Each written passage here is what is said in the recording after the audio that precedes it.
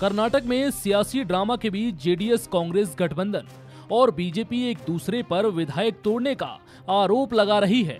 कर्नाटक में एचडी कुमारस्वामी की सरकार के 2 विधायकों द्वारा समर्थन वापस लेने के बीच वरिष्ठ कांग्रेस नेता मल्लिकार्जुन खड़गे ने बुधवार को दावा किया कि बीजेपी राज्य में कांग्रेस के विधायकों को डरा धमकाकर अपने पाले में लाने की कोशिश कर रही है। मल्लिकार्जुन खड़गे ने कहा कि बीजेपी हमारे विधायकों को आयकर, ईडी, सीबीआई और सीवीसी जैसी संस्थानों का डर दिखाकर अपने पाले में लाने की हर संभव कोशिश में लगी है। मल्लिकार्जुन खड़गे का ये बयान सुनिए। कर्नाटक में जो बीजेपी की जो नाटक चल रही है और खासकर बीजेपी सरकार, मोदी जी की सरकार एमएलए को तोड़ फोड़ के सरकार बनाने की कोशिश कर रही है। एमएलए को डराना, धमकाना और इनकम टैक्स का डर बताना, एनफोर्समेंट डायरेक्टर का डर बताना और जितने भी संस्थाएं उनके पास है, चाहे वो सीबीआई हो, सीवीसी हो, ऐसे संस्थाओं का डर बता के लोगों को अपने कब्जे में लाने की कोशिश कर रहे हैं।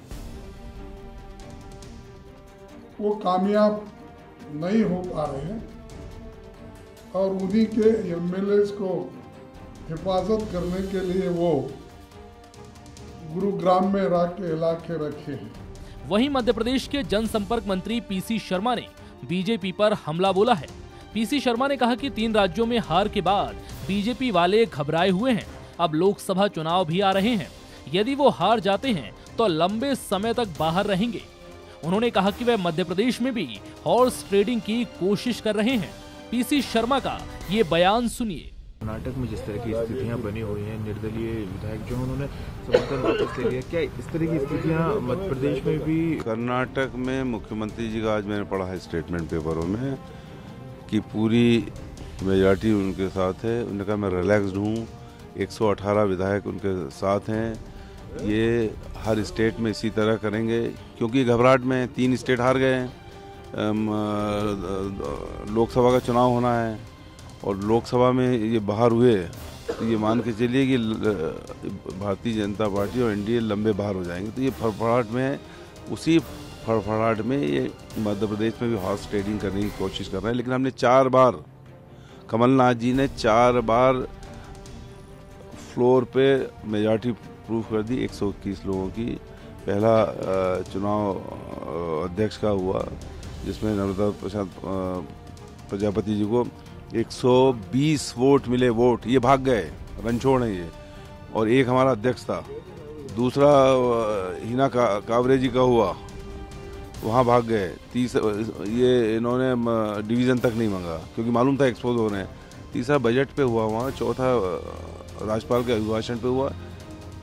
ये मध्य प्रदेश है, यहाँ का जो विधायक जो जितने भी हैं कांग्रेस के साथ वो पूरी ताकत से हैं, चाहे वो सपा के हों, इंडिपेंडेंट हों या बीएसपी के हों।